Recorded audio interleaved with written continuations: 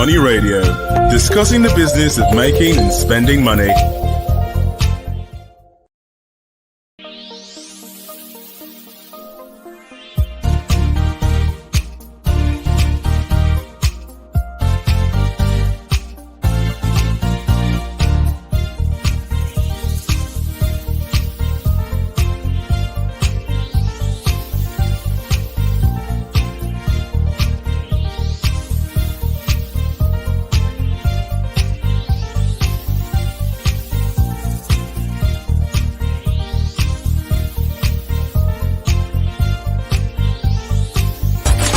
Money Radio, discussing the business of making and spending money.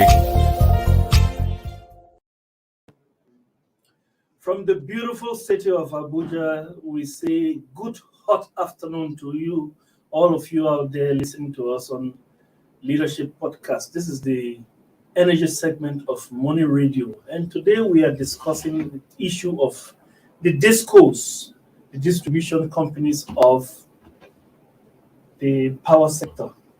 We have in Nigeria the generating companies or the generation companies, the transmission company, because there's only one, and the distribution companies, of which there are 11, with Lagos taking 2. We are discussing management and how they have been carrying the sector, the power sector, along over the past 8 years.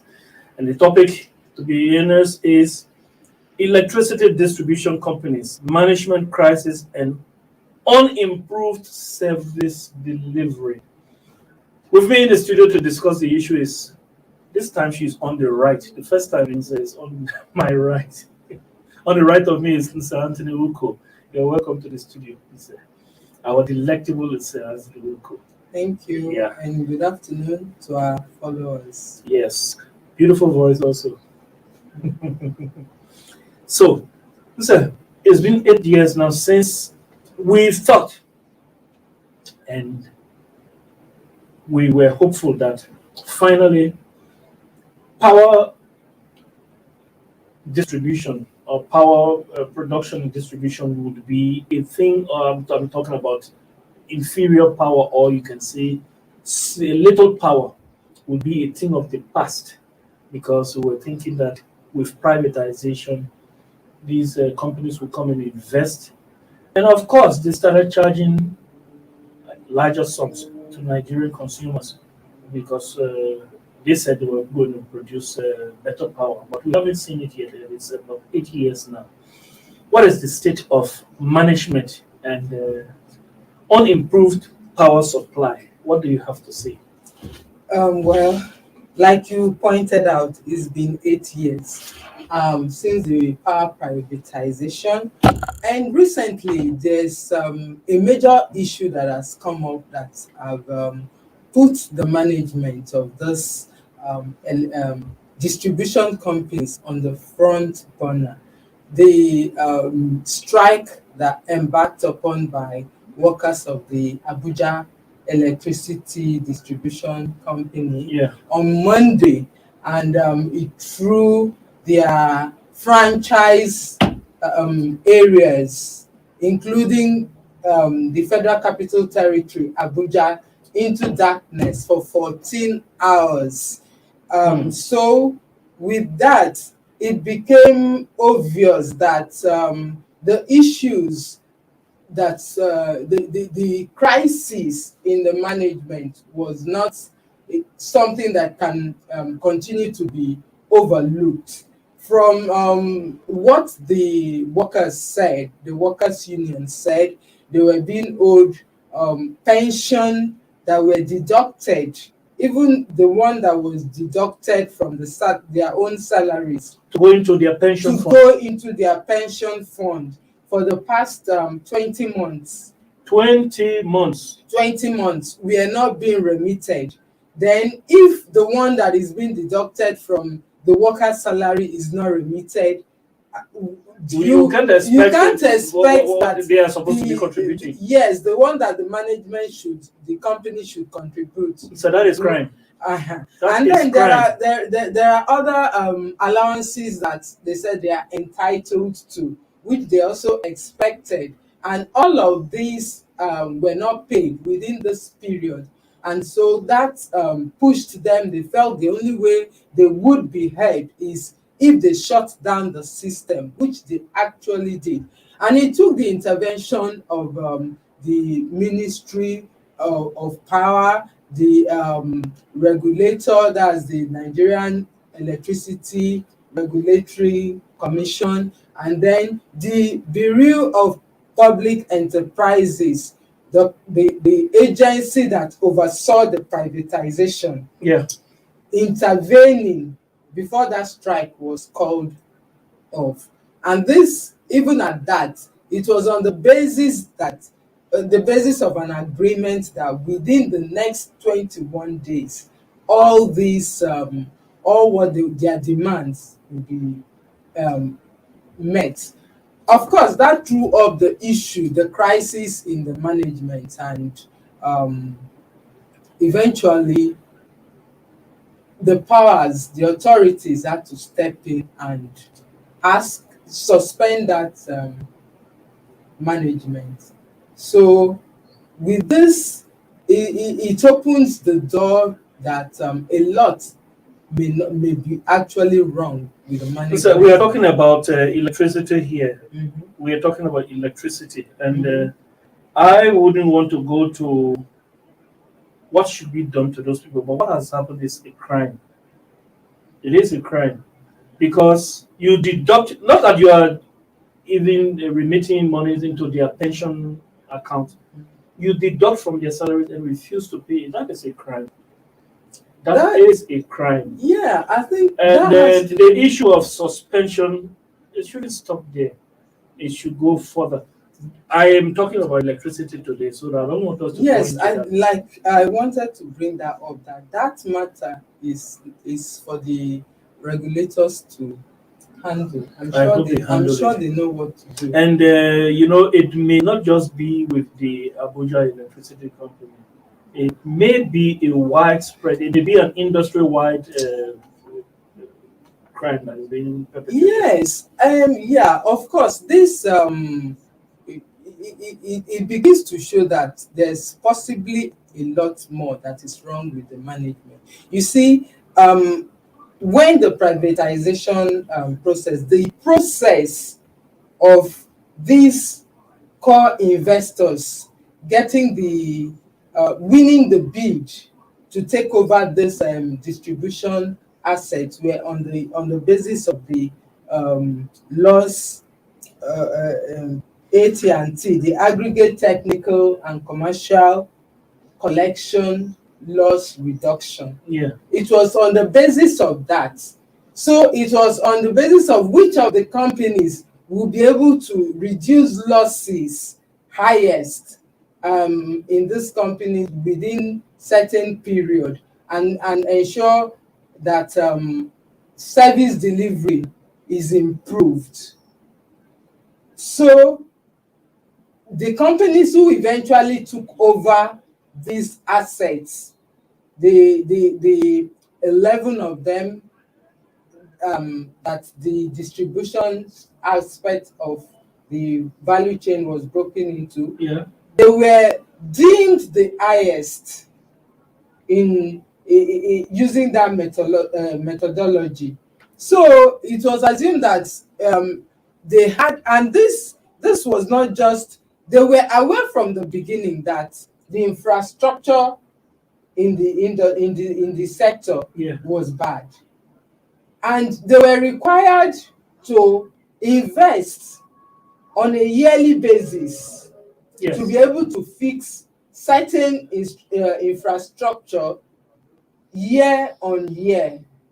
And also they were required to be able to increase the number of consumers who are who are metered, to gradually increase it year on year until every consumer is metered. So they actually signed agreements under these conditions, and then the power assets were handed over to them.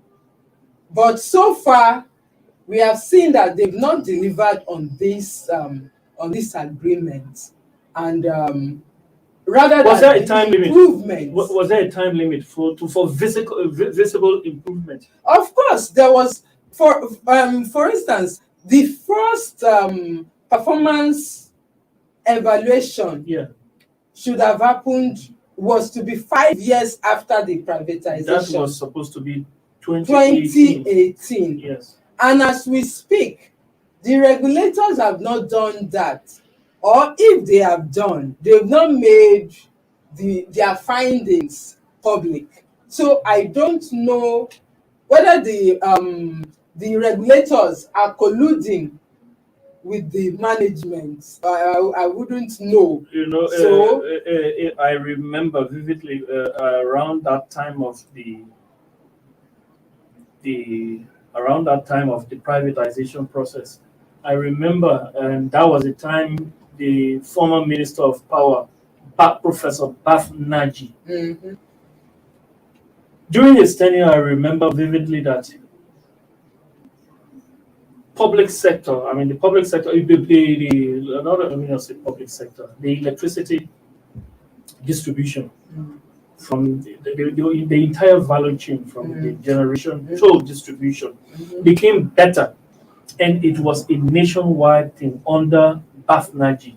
Comparing that regime with now, I can say that government during that time was doing better than these private people at this time, because around that time it was the federal government was producing like 4,000 megawatts, and it was being distributed efficiently under Bafnaji.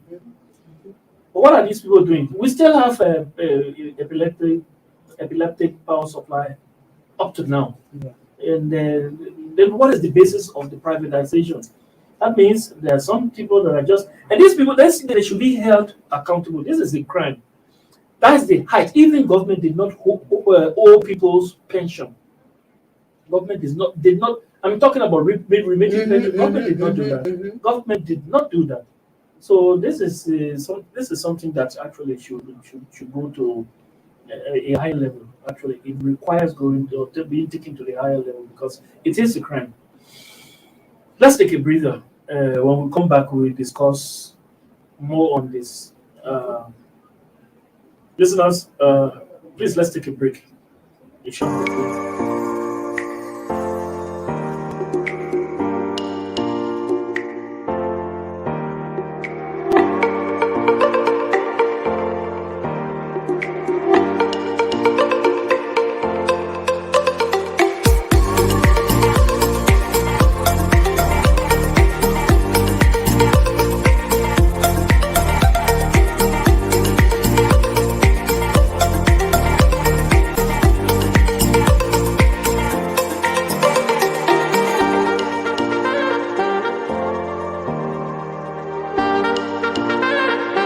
For sponsorship and advert placements, please contact 080-3688-6158. Last Word Leadership Podcast Studio. You have the last word.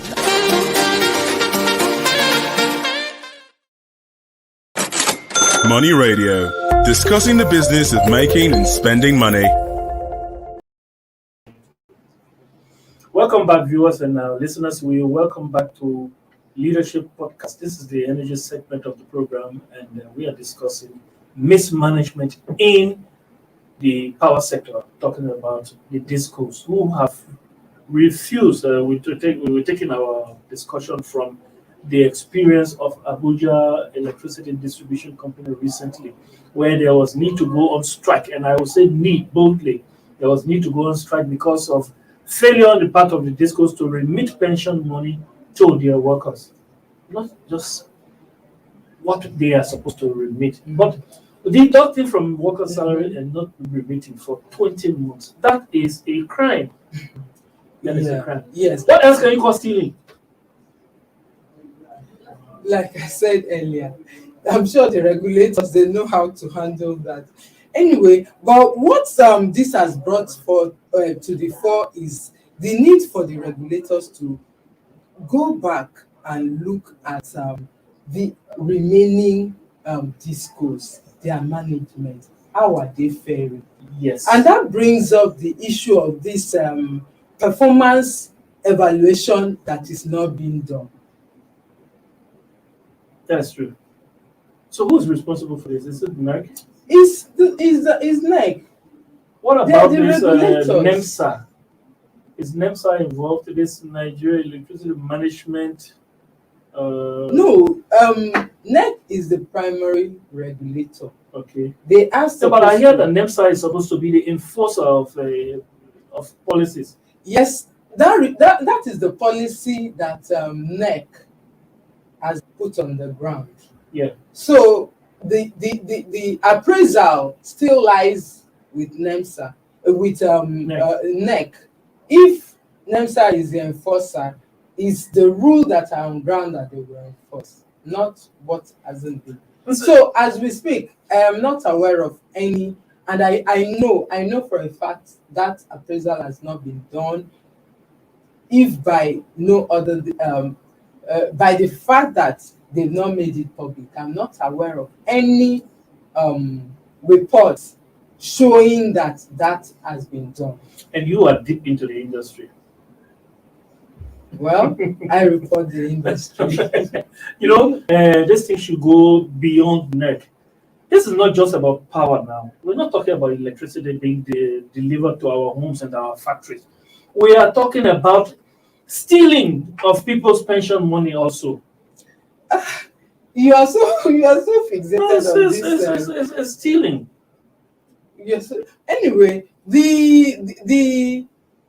that is on the part of the workers, and the workers have taken steps to ensure that what belongs to them is given to them, and like we saw what happened, it's paid off for them. But like I said, the government needs to take a look at the management of other distribution companies, like the outcome of the AEDC that will still have to go back to as a reference, because this is actually the first time that we have seen this happening. A lender actually, which means the rot went so deep that imagine getting a loan to purchase the assets in the first instance, and then you started making money, or you started the business, and all the while you are not remitting pension of your workers, you're not paying all the entitlements, and you're not paying the lender that you borrowed money from to purchase the assets, up till the point where the lender have to go to court and get a receiver manager, and then taking over the assets from them. You made a point. Failure. You made a point, and it needs to be taken seriously. That there is need to audit these discourse, and the reason is that AEDC is one of the best discourse, or has been written among the best discourse. So if the rot is this deep, then you can look. Maybe President Buhari may, because at the time in 2018 there was this contemplation of trying to revoke their licenses. And maybe they just need to. Yes, and we should not forget the fact that within the 8 years that they have, 7 out of the 8 years that they have been in charge, they've been posting losses, and within that 7 years, the 10 discos put together posted a loss of 2 trillion naira. Let them relinquish them. And also, besides of these losses, the Central Bank of Nigeria has intervened in the power sector to the tune of 1.3 trillion. That's 3.3 trillion we're talking about. And then they are still owing. There's still a debt. To a point where they have to resort to steal from workers. There is still a debt of about 750 billion Wow. that is still outstanding for them. Then the federal government has still been buying meters for them to use. And the federal government is still paying for meters, paying for infrastructure upgrade and all that. And yet the power is not being, the electricity is not being distributed as we would have expected. So what has been the benefit of privatization? I say not. As I said, I don't want to go into economics, but if you look at this thing, it is criminal because for 20 months, if you are not paying your workers or if you're not remitting what you deducted from their salary to their pension fund, that means, for each month you remit into their accounts, the pension firms or the pension administrators invest those funds and they bring in profit. You get interest from it. So if you withhold somebody's what you deducted from somebody's account for 20 months, you need to pay the interest into that. That is justice. Yes. You need to pay the interest. And who knows whether some of them, because we will talk about 21 days for that money to come up, who knows whether some of them went and put that money into some fixed deposit and make a profit out of it, causing loss to their workers. So this is actually something that deserves justice. And then deep audits of the sector. Having said that, what is your take? Should the discourse continue? Should the discourse remain a going concern, or there should be some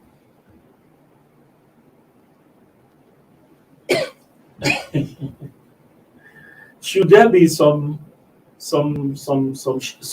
shaking of that power sector? There should be some shake-up. Of course, there should be some shake-up, and this shake-up should first start with the much awaited performance appraisal. If you ask me what sort of shake-up, I will say earthquake. Yes, that kind of tremor. Of course, I'm sure that if a real evaluation is done, there would be that kind of shake-up. That's one of the things President Buhari made. That's one of the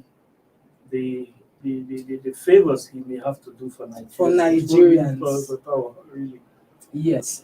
And again, this power sector, they take Nigerians for a ride. The discourse take Nigerians for a ride. A serious ride. Yeah, I would say I agree with you because for one, in their franchise areas, they are monopolies. Yes. To have a situation where a company can just come, look at there are 1,000 houses in this area and say we need 50 million from this place and just distribute it because those people don't have meters. That is taking Nigeria for a ride. I don't know about that. I can tell you that's what happens.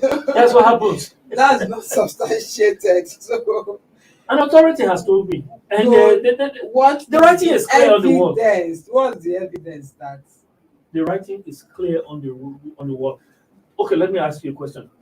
You and I are neighbors. We stay in the same. We just share a flat. Okay, not an apartment, a floor. You are in one flat and in one flat. I have a meter. You don't have a meter. No, you have a meter. I don't have a meter. You use more appliances than I do. You make in a month. You pay 5,000 naira to recharge your meter. I use nothing. In fact, I go out and spend much of the day. When I come back, I only use fan to sleep, whereas you are using air conditioners. You use 5,000 naira to recharge your meter for a month, and I receive a bill in a month, and it's 25,000 naira. What is the justice there? if they send you that kind of bill, you can reject to pay it ask for an evaluation to be done. And then, of course, and then of course, estimated billing has been it's controversial. Has been declared illegal. So where are we? It has been declared illegal, and that's why the need to have everyone metered. But apparently, what percentage of Nigerians are the discourse had been, gaining. I wouldn't know if they gain up to even though that is there is a policy against the estimated billing. Yes, the local offices come and bully us. They bully us and we pay them. Don't look. Of course, we are in a society. They bully us and they give us bills. We pay. If you don't pay, you will be cut off. And if you are cut off, you will enjoy life. I will not enjoy life. Okay, then you given that scenario. Okay, so then you can, if you don't want to do something about it. I've seen people who have contested their estimated billing, and they've actually won. Should I tell you a story? So you can do that. I tell you a story. I was given a crazy bill in Lagos, estimated billing, a crazy one. I rejected it. I went to the local office. They told me off. I wrote NEC, and I took the letter to the NEC office somewhere on the island. When I took it, they gave me the assurance they would take it up. Indeed, they took it up. I received, at least they sent their representative, and they were able to evaluate the appliances I use in my apartment. And after evaluating, they gave their report, and my bill was actually reduced the following month by half. The following month, it was taken back to the same thing. I wrote next, and I called the number which they had been answering before. They refused to pick. In fact, that line was not existing again. I sent them an email. The email bounced back.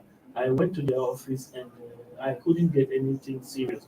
That is how it has been. Now, a person who has to go to work and you can't get justice from them, at the time you just get tired and you have to resort to let me pay and enjoy the little electricity I can get. And that is the situation. That is reality. That is reality. Government needs to come up strong against these people. If you ask me, in fact, it's not if you ask me, I am sure in your mind you want a revocation of these licenses to these people. Tell me, or tell our audience.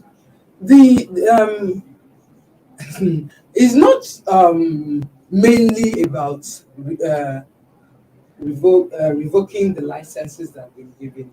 Is ensuring that they've privatized this entity. So if government revoke the licenses from those ones, they will still have to give it out to some other. More, yes.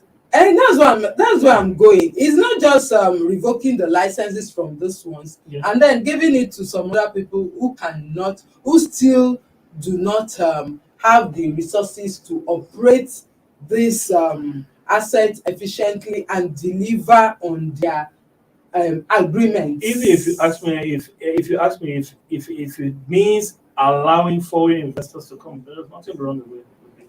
And secondly, I strongly feel that the more you allow this discourse to run as a monopoly, it is to the detriment of Nigerians. No, it's a cabal. It's not a monopoly. It's yes, a cabal. because locally they are not monopoly. You are right.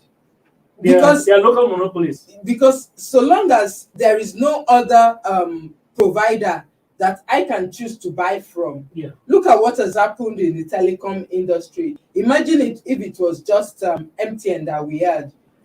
Remember that time that MTN came and then SIM card was like 18 to 20,000, and then don't call names here, but it required another company to come in and crash that. And before you know, in fact, at a point they were even giving us free SIM cards so that you can buy. Look, these people are criminals. Can you imagine buying that SIM card?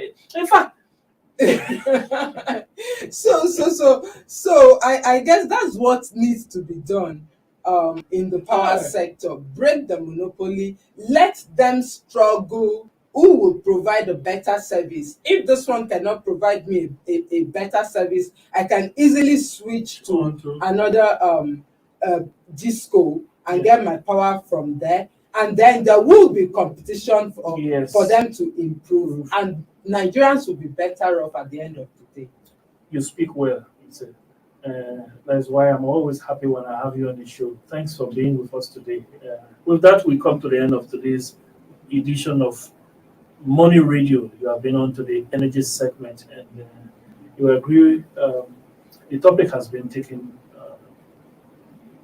judiciously by our delectable Mr. Anthony Ruko. Thanks for coming. Thanks to you, our producers, but our greatest thanks goes to you, those of you who are listening to us, who are loyal followers of this program. Do stay tuned. When we come back on Monday with a fresh edition, we promise it will be a bumper edition. And, you can always rest assured that Money Radio will give you the best you can have in Nigeria. With that, I have been your host, Case Hammond. I say to you, COVID-19 is real. The vaccines are out there. Go and have your jab. Stay safe. Stay blessed. Thank you for watching. For sponsorship and advert placements, please contact 080-3688-6158. Last Word Leadership Podcast Studio. You have the last word. You